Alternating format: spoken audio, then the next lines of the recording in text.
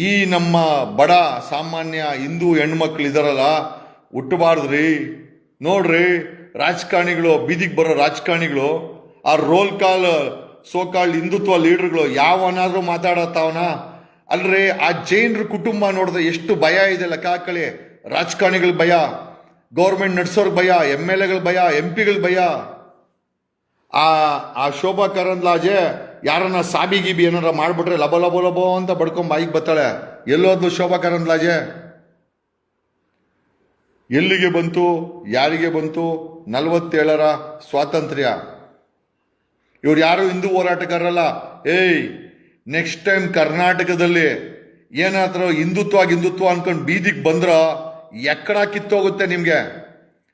ಕೇಳ್ತೇನಲ್ಲ, ಎಕ್ಕಡ ಕಿತ್ತೋಗುತ್ತೆ ನಿಮ್ಗೆ. ಮಕ್ಕಳ, ಧರ್ಮಸ್ಥಳದಲ್ಲಿ ನಡೆದಿರೋ ಅನ್ಯಾಯಕ್ಕೆ ನೀವು ಯಾವನು ಧ್ವನಿ ಮಾಡಿಲ್ಲ ಅಂದ್ರೆ ಮುಂದಕ್ಕೆ ಯಾವ್ದಾದ್ರೂ ಗಲಾಟೆ ಮಾಡಕ್ ಬಂದ್ರೆ ಈ ಚಪ್ಪಲಿ ಕಿತ್ತೋಗುತ್ತೆ ನಿಮ್ಗೆ. ನೀವು ಯಾವನ್ MLA ಆಗಿರಿ, ಅಪೋಸಿಷನ್ ಲೀಡರ್ ಆಗಿರಿ, ಇನ್ ಫ್ಯೂಚರ್ CM ಅನ್ಕೊಂಡ್ರು ಪರವಾಗಿಲ್ಲ, ಎಕ್ಕಡ ಕಿತ್ತೋಗುತ್ತೆ. ಯಾಕಾರ ನೀವು ಬರಲ್ಲ ಬೀದಿಗೆ? ಯಾಕೆ ಪ್ರೆಷರ್ ಹಾಕಲ್ಲ? ಎಂಜಲ್ ಕಾಸು ಕೊಟ್ಟಾರ ಅವರು? ಆ ಜೈನರು ಕುಟುಂಬ ನಿಮ್ಗೇನಾದ್ರು ಬ್ರೀಫ್ ಕೇಸ್ ಕಳ್ಸವ್ರ? ಯಾಕಂದ್ರೆ ಕಳಿಸ್ತಾವ್ರಂತೆ, ಎಲ್ಲ ಹೇಳ್ತಾವ್ರೆ.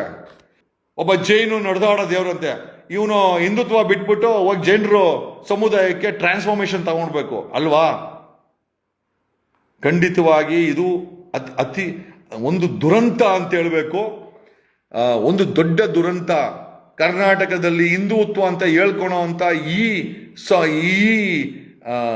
ಸುಳ್ಳು ಹಿಂದುತ್ವಗಾರರು ಇರುವಂತ ಜಾಗದಲ್ಲಿ ಹಿಂದೂ ಹೆಣ್ಮಕ್ಕಳ ಕಿಡ್ನ್ಯಾಪ್ ಆಗುತ್ತೆ, ಅತ್ಯಾಚಾರ ಆಗುತ್ತೆ, ಕೊಲೆ ಆಗುತ್ತೆ, ಮುಚ್ಚಾಕ್ತಾರೆ.